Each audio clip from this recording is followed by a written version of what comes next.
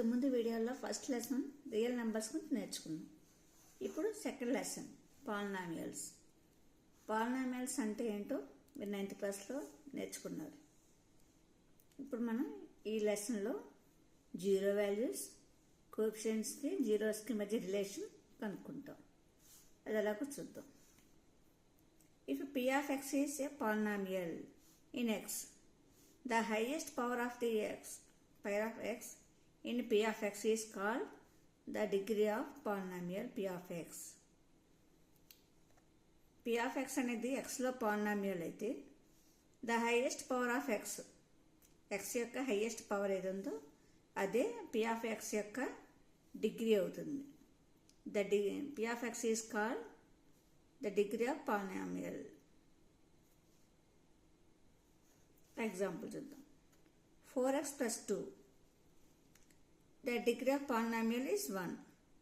ఇది అలాగో చూద్దాం. x యొక్క హైయెస్ట్ పవర్ అన్నాం. ఇక్కడ x ఒకటే ఉంది, ఇక్కడ దీని power 1. therefore p of x, ఇదంతా p of x పాలినామియల్ అనుకుంటే దీని యొక్క డిగ్రీ 1 అవుతుంది. Next 5x cube minus 4x square plus x minus root 2. The degree of polynomial is 3. చూడండి, ఫస్ట్ టర్మ్లో x యొక్క పవర్ 3, సెకండ్ టర్మ్లో x యొక్క పవర్ 2, ఇక్కడ థర్డ్ టర్మ్లో 1, ఫోర్త్ టర్మ్లో x లేదు కాబట్టి x పవర్ 0 అవుతుంది.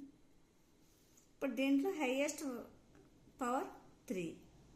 therefore the degree of polynomial is 3. ఈ విధంగా మనం డిగ్రీని చెప్పచ్చు.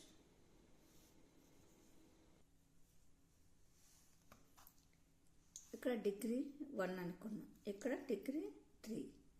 ఈ డిగ్రీ 1 అయితే లీనియర్ పాలినామియల్ అంటాం, 3 ఉంటే క్యూబిక్ పాలినామియల్ అంటాం.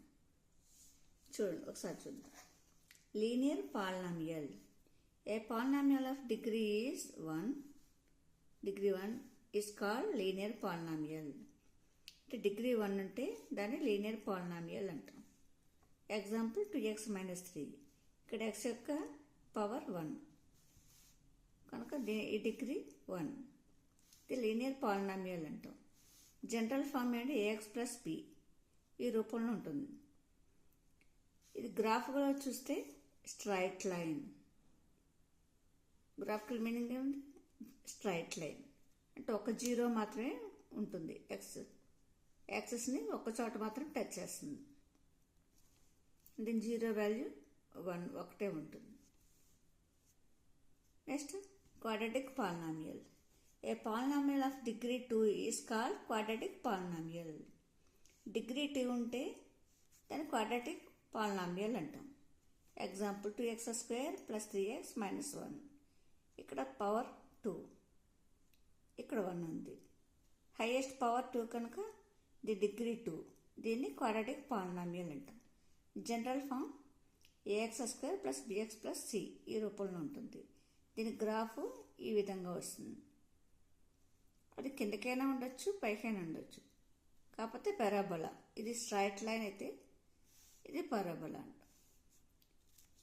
ఇది x యాక్సిస్ని 2 పాయింట్స్ వద్ద టచ్ చేస్తుంది. జీరోస్ 2 ఉంటాయి క్వాడ్రాటిక్ పాలినామియల్లో. డిగ్రీ ఎంత ఉందో అన్ని జీరో వాల్యూస్ వస్తాయి. ఇక్కడ డిగ్రీ 2 కాబట్టి 2 జీరోస్ వస్తాయి. నెక్స్ట్ క్యూబిక్ పాలినామియల్,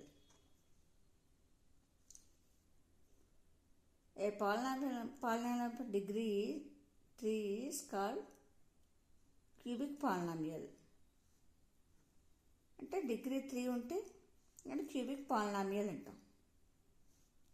చూడండి example 5x cube plus 3x square minus 2x plus 6, ఇక్కడ ఫస్ట్ టర్మ్ యొక్క power 3, second term 2, third term 1, fourth టర్మ్లో x అయితే కూడా దాని 0.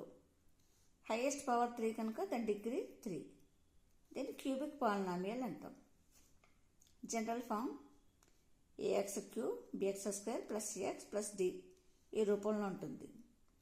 గ్రాఫ్ ఎలా ఉంటుంది చూడండి క్యూబిక్ పాలినామియల్లో. ఇది x యాక్సిస్ని 3 చోట్ల టచ్ చేస్తుంది. దీని యొక్క జీరోస్ 3 వస్తాయి. ఓకే, మనం ఇప్పుడు linear polynomial, quadratic polynomial, cubic polynomial గురించి నేర్చుకున్నాం. ఇక్కడ చూడండి, మోనామియల్, బైనామియల్, ట్రైనామియల్, మల్టీనామియల్ ఇవి మనం 9th క్లాస్లో నేర్చుకున్నాం. ఒకసారి గుర్తు చేసుకున్నాం. మోనోమియల్ అంటే పాలినామియల్లో 1 టర్మ్ ఉంటే దాన్ని మోనోమియల్ అంటాం. బైనామియల్ 2 టర్మ్స్ ఉంటే బైనామియల్. ట్రైనామియల్ అంటే 3 టర్మ్స్. మల్టీనామియల్ 3 కంటే ఎక్కువ టర్మ్స్ ఉంటే దాన్ని మల్టీనామియల్ అంటాం. Okay, monomial, binomial, trinomial, multinomial. Okay, ఇప్పుడు ఎక్సర్సైజ్ 2.1 చూద్దాం. చూడండి, exercise 2.1. The graphs of y is equal to p of x are given in figure 2.10 below. ఇక్కడ ఫిగర్స్ ఇచ్చాడు. ఈ ఫిగర్లోని వాటిని మనం చూద్దాం. ఏం చేయాలి? For some polynomial p of x, find the number of zeros of p of x in each case. ఒక దాంట్లో మనకి జీరోస్ ఎన్నో మనం ఇప్పుడు రికగ్నైజ్ చేద్దాం. ఇక్కడ ఫస్ట్ గ్రాఫ్ చూడండి.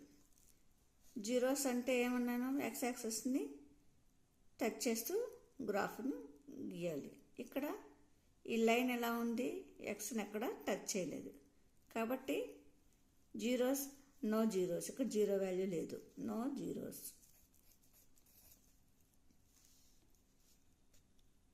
ఇక్కడ సెకండ్ దాంట్లో చూడండి, ఇలా వెళ్ళింది గ్రాఫ్. ఈ లైన్ ఎలా ఉంది? కర్వ్ ఎక్స్ని ఒక పాయింట్ వద్ద టచ్ చేసింది కాబట్టి దీని జీరోస్ 1, ఒకటే జీరో, ఒకచోట టచ్ చేస్తుంది కాబట్టి. థర్డ్ గ్రాఫ్ ఈ కర్వ్ ఎలా వెళ్ళింది? ఇక్కడ ఒకసారి టచ్ చేసింది, ఇక్కడ ఒకసారి, ఇక్కడ ఒకసారి. అంటే ఇక్కడ 3 పాయింట్స్ వచ్చినాయి. అంటే జీరోస్ అన్ని ఇక్కడ 3. నెక్స్ట్ ఈ గ్రాఫ్లో ఈ కర్వ్ ఎక్స్ 2 పాయింట్స్ వద్ద టచ్ చేసింది కాబట్టి జీరోస్ 2. నెక్స్ట్ ఇక్కడ ఈ కర్వ్ ఇలా వెళ్ళింది, ఇక్కడ చోట టచ్ చేసింది, ఇక్కడ, ఇక్కడ, ఇక్కడ మొత్తం 4 పాయింట్స్ దగ్గర టచ్ చేసింది కాబట్టి ఇక్కడ జీరోస్ 4. ఇక్కడ నెక్స్ట్ ఈ గ్రాఫ్లో 1, 2, 3 జీరోస్ 3 చోట్ల టచ్ చేసుకుంటూ ఈ కర్వ్ వెళ్ళింది కనుక ఇక్కడ జీరోస్ వచ్చినాయి 3. ఈ విధంగా మనం గ్రాఫ్ని బట్టి జీరోస్ ఎన్నో చెప్పచ్చు.